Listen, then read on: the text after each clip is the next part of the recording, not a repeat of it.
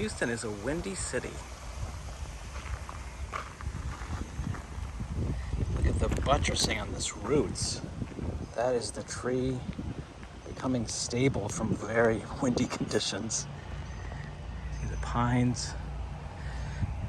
You can see the wind on that pretty recently planted tree. Some of the saplings are bending in the wind. Some of the broadleafs, it doesn't appear like they're faring that well with, this is a pretty large newly planted tree, about 20 feet tall. An oak. So it appears like there's lots of dieback. I mean, there's some insects also, but that's probably a matter of being stressed. So a fair amount of dieback, really. On some of the trees it's even more pronounced.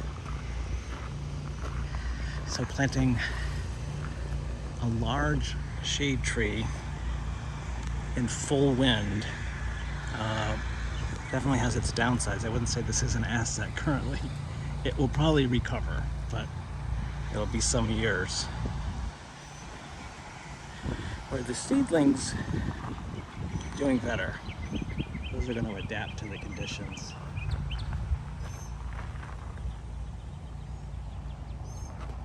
Where this tree is relatively protected, that doesn't seem to have signs of dieback.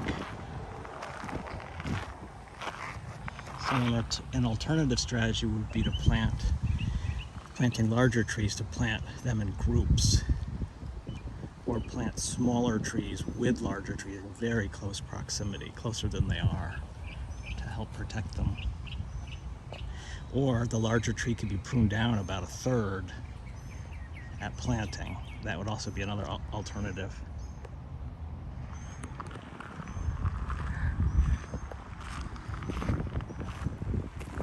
Windy City.